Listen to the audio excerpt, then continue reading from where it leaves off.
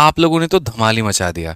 मतलब हमने कहे थे कि 10,000 सब्सक्राइबर आप लोग जो है कर दीजिए, बढ़ा दीजिए, और आपने यहाँ पर 14,000 सब्सक्राइबर एक दिन के अंदर में बढ़ाए हैं। इसके लिए तो भाई सभी को सैल्यूट है और सभी को नमन है, सभी को धन्यवाद है। बहुत प्यारा आपका और मेरा ये संबंध रह रहा है। बहुत अच्छा आप लोग सपोर्ट दिखा रहे हैं और उतनी ही मेरी ऊर्जा आए दिन जो है वो बढ़ती चली जा रही है। दिल से दुआ है कि भगवान आप सभी का सिलेक्शन कराएं और आप लोगों को बहुत कामयाब बनाएं। जिस तरीके से हम लोगों ने 4 प्रैक्टिस सेट किए हैं मेरे भाई, मजा आ रहा है। और आज इसी के साथ में आज हमारा 5वां प्रैक्टिस सेट है और इसके अंदर में हमने काफी अच्छे अच्छे सवाल रखे हैं। थोड़ा सा बाकी दिनों की तुलना में हमने लेवल को बढ़ाया है, क्योंकि जैसे जैसे परीक्षा नजदीक आ रही है मेरे मन में भी काफी सारी अटकलें आ रही हैं। यार पता नहीं पेपर कैसा पूछ दे, कहीं ऐसा तो नहीं कि यहाँ पर बच्चों का नुकसान हो जाए। इसलिए आज के प्रैक्टिस सेट का थोड़ा सा लेवल हमने जो है ऊपर रखा हुआ है। तो बढ़िया तरीके से वीडियो को शुरू से अंत तक देखिएगा, चैनल को सब्सक्राइब और वीडियो को लाइक कर दीजिएगा। आइए चलिए सबसे पहले सवाल पर चलते हैं और परसेंटेज का ये सवाल है। बोला गया है कि 600 छात्रों की एक कक्षा में 55% छात्र भूगोल में उत्तीर्ण होते हैं, 65% छात्र अर्थशास्त्र में उत्तीर्ण होते हैं और 30% दोनों विषय में उत्तीर्ण हो जाते हैं। कितने छात्र दोनों विषय में अनुत्तीर्ण होंगे? जब भी ऐसा सवाल आए तो याद रखिएगा ये परसेंटेज का सवाल होता है, जो वेन डायग्राम का क्वेश्चन होता है, और इसमें से वेन डायग्राम के ही कंसेप्ट पर बनाएंगे। ठीक है, आप यहाँ पर देखो तो बोथ का डेटा जो दिया गया है वो क्या दिया गया है, तो बोथ का डेटा पास का है। इसका मतलब पहले हम टोटल पास लोगों की डेटा को निकालेंगे और तब उसके बाद में फेल पर पहुंचेंगे। तो टोटल पास हम कैसे निकालेंगे? तो हम बोलेंगे सर देखिए पास करने वाले बच्चों की संख्या कितनी है, तो पास करने वाले बच्चों की संख्या, जितने भूगोल में पास हुए वो पूरा का पूरा लिखो आप यहाँ पर, जितने अर्थशास्त्र में पास हुए वो पूरा का पूरा लिखो, जो दोनों में मेरे भाई पास हुए उनको यहाँ पर घटा दो। तो इस हिसाब से कितने बच्चे पास हुए हैं, तो बोलोगे सर 90% बच्चे पास हो गए। अगर भाई 90% पास हो गए तो फेल हमारे कितने हो गए, तो बोलोगे 100 में से 90 घटा दीजिए तो 10% बच्चा फेल हो गया। बट हमें तो उनकी संख्या बतानी है, तो संख्या बतानी है तो हम क्या करेंगे, 600 का 10% बता देंगे। और 600 का 10% मेरे भाई कितना होता है, तो बोलोगे गुरुजी 60 होता है। ऑप्शन नंबर जो बी होगा वो हमारा बिल्कुल सही उत्तर होगा। ठीक है, ध्यान रखेंगे। चलिए आइए क्वेश्चन नंबर 2 पर चलते हैं और क्वेश्चन नंबर 2 देखते हैं। लाभ और हानि का आर्टिकल के ऊपर में आधारित सवाल। इस क्वेश्चन में क्या बोला है? कहा गया है यदि कोई व्यक्ति 12 रुपए में 15 पेंसिल खरीदता है और 15 रुपए में 12 पेंसिल बेचता है तो लाभ या हानि जो भी है वो कितना % है। आपको पता है कि आर्टिकल वाले सवालों को हम आसान भाषा में कैसे हल कर सकते हैं। उनके लिए मुझे आर्टिकल को बराबर करने की आवश्यकता है, उनके लिए मुझे आर्टिकल को बराबर करने की यहाँ पर आवश्यकता है। तो हम यहाँ पर क्या करेंगे, एक तरफ हम प्राइस रखेंगे, दूसरी तरफ हम आर्टिकल रखेंगे। अगर हम यहाँ बात करते हैं तो मेरे भाई पैसा मेरे पास में 12 है और आर्टिकल हमने खरीदा 15 है, ये हमारा क्या होगा, तो सीपी। दूसरे जगह पर मेरे भाई हमने क्या किया है, 15 रुपए में 12 पेंसिलें जो है वो बेची हैं, ये हमारा है एसपी।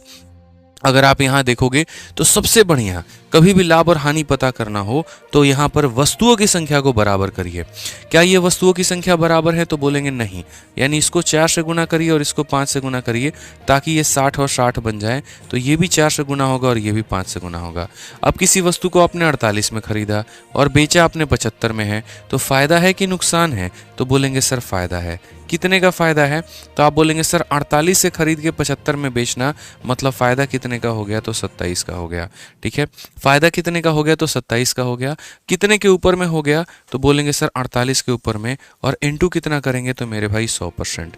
आप यहाँ 4 से काटोगे तो 12 बार में कटेगा, 4 से काटोगे तो 25 बार में कटेगा, 3 से काटोगे 4 बार में, 3 से काटोगे 9 बार में, कुल मिलाकर मेरे भाई 225/4। और 225/4 को हम क्या लिख सकते हैं, 4 × 20, 4 × 24, 56 से कुछ यहाँ पर संबंध बन रहा है, 56.25 बन रहा है, तो ये हमारा करेक्ट आंसर होगा। और फायदा होगा कि नुकसान, बिल्कुल फायदा होगा क्योंकि हमने खरीदा कम में है और बेचा ज़्यादा में है।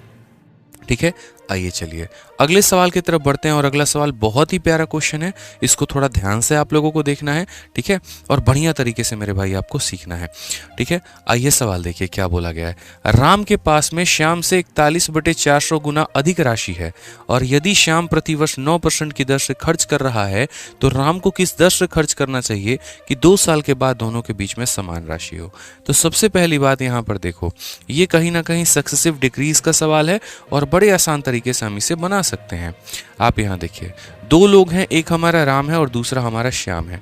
अगर हम बात करेंगे तो श्याम के पास में 400 रुपये हैं, ठीक है। देखो यहाँ पर क्या बोला गया, राम के पास में ज़्यादा है और कितना, 41/400।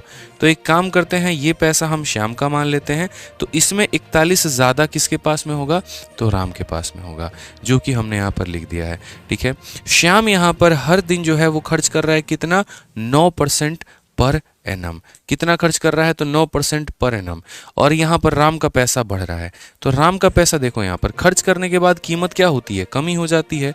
तो बोला गया सर देखिए, श्याम हर साल 9% पर एनम से खर्च कर रहा है, तो आज उसके पास 400 है, जो कि अपने आप में 100 का मान है, ठीक है। 9 खर्च करने के बाद में कितना हो जाएगा, तो 91। और यहाँ पर क्या हो जाएगा, 2 बार है तो इसका होल स्क्वायर। अगर वैल्यू बढ़ती है तो हम यहाँ पर जोड़ते हैं, वैल्यू कम होती है तो हम यहाँ पर घटाते हैं। तो 100 में से 9 घटाने पे 91 आएगा, यानी इसका होल स्क्वायर। उसी तरीके से मेरे भाई इसका भी अपना कोई ना कोई मल्टीप्लाइंग फैक्टर होगा, ठीक है। जैसे अगर आप यहाँ पर बोलोगे तो बोलोगे सर यहाँ पर कुछ ये ऐसे होगा, 441 इंटू यहाँ पर कितना हो जाएगा, 100, और ऊपर में क्या हो जाएगा, तो 100 माइनस एक्स का होल स्क्वायर, ठीक है। जैसे मानो 100 माइनस एक्स मैंने क्यों लिखा है, तो 100 माइनस एक्स इसीलिए लिखा है, कोई भी फ्रैक्शन होगा जैसे मानो वो x % बता देगा कि वो परसेंट की वैल्यू कितनी है। जैसे 10 होगा तो 100 माइनस 10 यानी 90, 20 होगा तो 100 माइनस 20 यानी 80, 30 होगा तो 100 माइनस 30 यानी 70। तो इसीलिए मैंने यहाँ पर ये वाला फॉर्मूला लिखा है, ठीक है, ताकि इससे क्या रहे, तो कोई भी कंफ्यूजन आपके मन में ना रहे। अब अगर आप यहाँ देखोगे तो यहाँ पर बोलोगे सर ये तो बहुत आसान सवाल हो गया, कैसे। आप यहाँ देखो 100 का स्क्वायर है और 100 का स्क्वायर है, ये दोनों तो मेरे भाई मुफ्त में काट देंगे, स्क्वायर स्क्वायर। यहाँ पर कितना हो जाएगा, तो 441 इंटू हमारा कितना हो जाएगा मेरे भाई, तो बोलोगे सर 100, देखो यहाँ पे आप इसको स्क्वायर को एक साथ में रख लो, तो यहाँ पर जो है रखोगे तो बोलोगे सर 100 माइनस एक्स का होल स्क्वायर बराबर होगा हमारे किसके, तो बराबर होगा यहाँ पर हमारे 400। उसके बाद में यहाँ पर क्या हो जाएगा, वो 441 यहाँ नीचे चलाएगा और यहाँ पर इंटू हमारा हो जाएगा भाई 91 का होल स्क्वायर। अब अगर आप थोड़ा सा यहाँ पर देखेंगे जनाब, तो कुछ नहीं करना है, दोनों साइड रूट करिए। दोनों साइड रूट करेंगे तो यहाँ रूट करने पर कितना आएगा, 100 माइनस एक्स आएगा, यहाँ करने पर कितना आएगा, 20 आएगा, यहाँ करने पर कितना आएगा, 21 आएगा, 91 का रूट करने पे ये 91 आ जाएगा। अगर आप थोड़ा और वैल्यू को हल करोगे तो आप x को उधर ले जाओ, बाकी सारे वैल्यू को यहाँ लेकर आओ, तो यहाँ पर बोलोगे सर ये 2 है और ये हमारा 9 दूनी 18 हो गया, इतना बटे 21 है हमारा। क्या इसमें से कोई भी डेटा 3 से कट रहा है, बोलोगे नहीं सर, और ये बराबर होगा हमारे किसके, तो x के। यहाँ पे समझ रहे हैं बात को लेकर, देखिए हमने गुना कर दिया, कोई दिक्कत की बात नहीं है। अब अगर आप देखोगे तो देखो 2100 में से 1820 को घटाना है, तो 2100 में से 1820 को घटाना है तो मेरे भाई कितना हो जाएगा, 280, और बट्टे में हमारा कितना हो जाएगा, 21, और ये बराबर होगा किसके, x के। क्योंकि 2100 में से इसको घटाओगे इतना ही आएगा, 7 से मेरे भाई काटोगे तो 40 बार में, और 7 से काटोगे 3 बार में, 40/3, और 40/3 का मतलब हो जाएगा हमारा 13 सही 1/3। ये हमारा किसका मान होगा, तो x का। ऑप्शन नंबर ए जो होगा करेक्ट आंसर होगा। तो ये थोड़ा एक बढ़िया सवाल है जिसको हम लोग कर सकते थे। एक संख्या का मान लगातार तरीके से जो है वो कम हो रहा है और दूसरी का भी मान कम हो रहा है, बस एक की वैल्यू दी है और दूसरे का मान दूर दूर तक कोई भी जिक्र नहीं है, ठीक है। Very good question. और आज हम लोग इस क्वेश्चन की रिकॉर्डिंग कर रहे हैं रात में 1:10, ठीक है। हमारे घड़ी में भी हो रहा है रात के 1:10 हो रहा है, आप यहाँ देख सकते हैं मोबाइल में भी, शनिवार 10 फरवरी रात 1:10 मेरे भाई। तो यही मज़ा आता है, जुनून आता है, रात रात के 1 बजे 2 बजे 3 बजे तक रिकॉर्डिंग करना, बढ़िया सवाल आप लोगों को प्रोवाइड करवाना, और मन में हमेशा एक बात सोचना कि आप लोगों का सिलेक्शन हो और वो भौकाल हो। बढ़िया से पढ़ाई करते रहो यार, हमारे ही रात के 1 नहीं बज रहे होंगे, मुझे पता है आप लोगों के भी रात के 1 बज रहे होंगे, 2 बज रहे होंगे, कोई तो रात के 3 4 बजे तक पढ़ रहा होगा। तो वो ऊर्जा जो आती है ना आप लोगों से, देख के दिल खुश हो जाता है। हमने भी तैयारी की यार, बहुत रात पढ़ाई किया हमने, ठीक है। तो वो समझते हैं स्टूडेंट लाइफ का मतलब ही होता है रात वाली लाइफ अपनी है, ठीक है। चलो आ जाओ, क्वेश्चन नंबर 4 देखते हैं क्या कहा गया है। एक ऋण प्रत्येक 1750 रुपए की 2 समान वार्षिक किस्तों में चुकाया जाता है। यदि ब्याज का दर 25% प्रति वर्ष वार्षिक रूप से संयोजित है तो वो ऋण क्या होगा। मतलब ये कंपाउंड इंटरेस्ट का इंस्टॉलमेंट का सवाल है। तो कंपाउंड इंटरेस्ट का इंस्टॉलमेंट का सवाल है दोस्तों, कैसे करोगे। यानी कोई पैसा तुम उधार ले रहे हो और उसको 2 किस्तों में चुका रहे हो, तो कैसे होगा। तो कुछ नहीं करना है, 25% का फ्रैक्शन वैल्यू कितना होगा, 1/4। CI का इंस्टॉलमेंट कैसे बनता है, 4 रुपया लिए तो 5 दोगे, 4 का स्क्वायर 16, 5 का स्क्वायर मेरे भाई 25। यही इंस्टॉलमेंट होता है इसे यहाँ पर बराबर करो। कुल मिलाकर यहाँ 20 और यहाँ 16 यानी 36 रुपये, और यहाँ 25 यानी 50 रुपये। ब्याज के फॉर्म में कितना बना? 14 रुपये। देखिए ये वाला सवाल, ठहरे हुए पानी में एक नाव की चाल 12 किलोमीटर प्रति घंटा है, जो धारा की चाल है वो 8 किलोमीटर प्रति घंटा है। नाव को एक निश्चित दूरी धारा की दिशा में ले जाया गया है और फिर शुरुआती बिंदु पर वापस लाया गया है। पूरी यात्रा के दौरान नाव की औसत चाल क्या थी? वहां पर और यहाँ पर सेम है फर्क। आप एक स्थान पर जा रहे हैं और फिर वहां से वापस आ रहे हैं। जाते वक्त में यहाँ पर फर्क क्या है? तो जाते वक्त में आप यहाँ पर धारा की दिशा में जा रहे हैं, ऐसे मान के चलिए, और आते वक्त में आप विपरीत आ रहे हैं। तो जाते वक्त में यहाँ पर क्या होगा? रफ्तार होगी x + y, यानी 12 + 8 कितना हो जाएगा? तो 20 हो जाएगा, क्योंकि आप धारा की दिशा में जा रहे हैं। आते वक्त रफ्तार क्या होगी? 12 में से 8 गया तो मतलब मेरे भाई 4 हो जाएगा। वहीं d नाम का डिस्टेंस रहेगा, तो एवरेज स्पीड आपका कितना हो जाएगा? तो वहीं बोलोगे सर 2 × x × कितना हो जाएगा? तो y, और डिवाइडेड बाई x + y, यानी हो जाएगा मेरे भाई 24। 2 से काटोगे 12 बार में, 4 से काटोगे 3 बार में, और उत्तर कितना हो जाएगा? तो 20/3। ये हमारा फेमस आंसर है, option number B for Baahubali, बिल्कुल सही उत्तर। तो ध्यान रखिएगा ऐसे सवालों का। आ जाओ मेरे भाई नेक्स्ट क्वेश्चन, क्वेश्चन नंबर 11। 4 चांद लगाने वाला एक और सा सवाल है, लेकिन हम इसे बेसिक से बिल्कुल नहीं बताएंगे, ये थोड़ा सा आपको अपने दिमाग लगाना होगा। क्वेश्चन में बोला गया किसी संख्या को 4, 5, 6, 7 से विभाजित करने पे हर एक मामले में शेषफल 2 बचता है। यदि वह संख्या 300 और 500 के बीच में है तो वह संख्या क्या होगी? पहली बात, 5 से भाग करने पर शेषफल 2 बचता है। ये 5 से भाग करने पर शेषफल 2 दे रहा है? नहीं। ये 5 से भाग करने पर शेषफल 2 दे रहा है? नहीं। मात्र 2 ही ऑप्शन है, ए है और बी है। उसके बाद में 7 से भी भाग करने पर कितना आ रहा है? रिमाइंडर 2। ये 7 का 5 गुना 35 और 12, ये बिल्कुल भी नहीं दे रहा है। यही ऑप्शन है जो 7 से भाग करने पर रिमाइंडर 2 दे रहा है। ठीक है, ये ऑप्शन मैंने नहीं सेट किए हैं, आपके यूपीएसआई के पेपर में ये पूछा गया है, और ऐसे ही पेपर पूछे भी जाते हैं। बेसिक बनाने का समय उतना नहीं है आपके पास में, बेसिक बहुत सिखा दिया 21 दिन 21 मैराथन में, अब बारी आपको ट्रिक सिखाने की है, और वही हम प्रैक्टिस सेट में सिखा रहे हैं। तो इसीलिए सवालों में ऐसे करिएगा पेपर में जब आएगा तो। ठीक है, आइए HCF LCM हर किसी के दुखती नब है, लेकिन उसके ऊपर में भी बढ़िया क्वेश्चन सेट हो जाता है, गलती से या सही से, जैसे मान लो अब यहाँ एक क्वेश्चन ऐसे ही सेट हो गया। यूपी जेल पुलिस का क्या बोला गया? 2 संख्याओं का लघुत्तम समावर्तक और महत्तम समावर्तक 252 और 18 है। यदि संख्याओं के बीच का अंतर 90 है तो संख्याओं का योग क्या होगा? यानी अगर हम बोले तो जो हमारा LCM है, पहली बात वो बराबर किसके होता है? HCF इंटू किसके? को प्राइम नंबर के। सिर्फ जीवन भर ये बात ध्यान रखना, ठीक है? कुछ भी हो जाए ये बात आपको ध्यान में रखना है तो रखना है, आप बाकी बातों को भूल जाइए। आप यहाँ पर लघुत्तम समावर्तक देखिए, बोलेंगे गुरुजी 252। महत्तम समावर्तक देखिए 18। 18 इसको कितनी बार में काट रहा है? आप यहाँ पर देखो, ये 252 जो है ये 18 से कितनी बार में कट रहा है? तो 18 से एक बार में 18 और 72 हो गया तो मेरे भाई 4 बार में। कितनी बार में? 4 बार में। अब ये 14 को कैसे तोड़ सकते हो? 14 यहाँ पर मतलब 18 इंटू कितना है? तो 18 इंटू 14 मिलकर कितना बनाएगा? 252। बट मुझे इसको 14 नहीं रहने देना ना, इसको 2 को प्राइम नंबर में तोड़ना है। तो 14 को ना रखकर हम यहाँ पर 14 के जगह पर 2 × 7 भी बोल सकते हैं। 2 × क्या बोल सकते हैं? 7 भी बोल सकते हैं। और इसीलिए मैंने आपको जीवन भर एक बात बताया, यदि पहली संख्या पता करनी है, यहाँ पर इसको पहली को प्राइम के साथ में गुना करो। यदि दूसरी पता करनी है, इसको दूसरी के साथ में गुना करो। यदि डिफरेंस पता करना है, याद करो, तो डिफरेंस पता करना है तो को प्राइम के संख्याओं का डिफरेंस यानी 5 और उसको गुना करो HCF से, तो यहाँ पर कितना आएगा? 90। और इसीलिए कायदे से देखो तो डिफरेंस कितना दिया गया था? 90। और अगर तुम्हें मेरे भाई सम पता करना है तो सम पता करने के लिए को प्राइम का सम निकालो यानी 9 और उसको मेरे भाई 18 से गुना करो, तो बोलोगे सर यहाँ पर जो हो जाएगा वो 162 होगा। कौन सा ऑप्शन होगा? तो ऑप्शन नंबर बी। एक सवाल के माध्यम से पूरा HCF LCM का ये कंसेप्ट हमने आपको सिखा दिया, तो ये अच्छे से समझ लीजिएगा। ठीक है, ध्यान रखिएगा, हमेशा इसको भाग करिएगा, जो भी आएगा 2 को प्राइम नंबर में तोड़ दीजिएगा। पहली संख्या के लिए HCF इंटू पहला को प्राइम, दूसरे के लिए HCF इंटू दूसरा को प्राइम, सम के लिए इनका सम का इसको गुना करो, और यहाँ पर मेरे भाई जो है डिफरेंस के लिए इनके डिफरेंस को इससे गुना करो। ध्यान रखो। आ जाओ क्वेश्चन नंबर मेरे भाई 13। आज एक सवाल नहीं, 2 सवाल आपको होमवर्क मिलेंगे, और यहाँ पर क्वेश्चन नंबर 13 जो है ये भी मेरी तरफ से आंसर इन कमेंट बॉक्स रहेगा।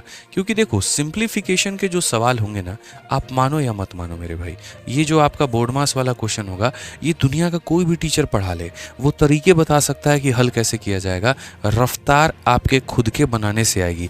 मैं क्यों एक एक सवाल यहाँ पर लेकर आता हूँ सेट में और आपको होमवर्क दे देता हूँ, इसीलिए ना मेरे भाई यहाँ पे कि आप उसको बनाओ, आप उसको समझो, नहीं तो गति कहाँ से आएगी आपके अंदर, नहीं आ पाएगी। प्लीज़ इसको इग्नोर मत करिएगा, इसको सॉल्व करिएगा। बेशक मत दीजिएगा कमेंट बॉक्स में इसका आंसर, कोई दिक्कत की बात नहीं, लेकिन इसको सॉल्व ज़रूर करिएगा मेरे भाई। हम नहीं चाहते हैं कि आप पेपर के दौरान जाकर पेपर में पैनिक हो, रिक्वेस्ट है हमारी, ठीक है। आइए क्वेश्चन नंबर 14 देखिए क्या बोला गया है। 14 में मेरे भाई यहाँ पर ये बोला गया है, समझिए, एक प्लस एक माइनस। अब तक आपने जितने भी सीरीज पढ़े हैं वो क्या पढ़े हैं, अब तक आपने जितने भी सीरीज पढ़े हैं वो आपने कैसे पढ़े हैं, आपने ऐसे पढ़ा है या तो प्लस की सीरीज हो या फिर माइनस की सीरीज हो, ठीक है। ये सीरीज कैसी है, एक प्लस एक माइनस, एक प्लस एक माइनस, एक प्लस एक माइनस, ऐसे करके हमारी है। तो इस सीरीज का मेरे भाई सीधा सीधा जो उत्तर होता है वो यहाँ पर ये होता है। सर यहाँ ध्यान रखिएगा, सिंपल मेरे भाई फॉर्मूला, सर 4a माइनस का 3 ये रूट के अंदर में है, प्लस यहाँ पर 1 डिवाइडेड बाई कितना हो जाएगा मेरे भाई, 2 हो जाएगा। ये हमने यहाँ पर सर्ट सिंथेसिस में पढ़ा रखा है, ठीक है। और यहाँ थोड़ा हटकर सीरीज आता है ना, बच्चे बेचारे बना नहीं पाते हैं, आपको बनाना है, आप हमारे होशियार हैं मेरे भाई, चैंपियंस हैं आप हमारे, ठीक है। आपको बनाना है और उत्तर देना है। बोलेंगे गुरुजी कोई बात नहीं, यहाँ देखिए फिलहाल इस सीरीज का आंसर हम बोलेंगे तो यहाँ पर a की जगह पर कितना लेंगे, 4, तो बोलेंगे 4 इंटू 4, 4 इंटू 4 16, 16 में से गया 3, जमा हमारा 1 बट्टे में कितना आ जाएगा 2, 16 में से मेरे भाई 3 गया, रूट 13 जमा 1/2।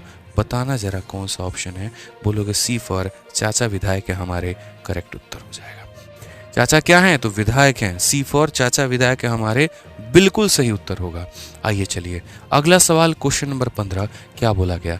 एक मेंसुरेशन का बड़ा प्यारा सवाल है यहाँ पर, ठीक है, जहाँ पर मेरे भाई एक ट्रायंगल के अंदर सर्कल रखने की बात है, ट्रायंगल के बाहर सर्कल रखने की बात है। पढ़िए सवाल को क्या बोला गया है।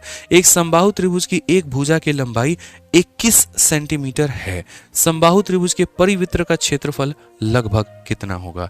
यानी आपको पता है यहाँ पर ये आपका वो समबाहु त्रिभुज है, ठीक है, ये आपका मेरे भाई क्या है, तो वो इक्विलेटरल ट्रायंगल है आपका, और इसका यहाँ पर साइड का मान कितना दे रखा है, 21 दे रखा है। क्वेश्चन में बोला गया what would be the approximate area of the circum circle of the equilateral triangle. यहाँ पर एक अप्रोक्सीमेट एरिया की बात बोली गई है कि इसका एरिया कितना होगा, मतलब यहाँ पर इसके बाहर जो हम सर्कल बनाएंगे तो उसका एरिया कितना होगा। तो सबसे पहली बात उसका रेडियस निकाला जाए, तो उसका जो रेडियस आता है वो कितना होता है, तो बोलोगे सर a/√3 होता है।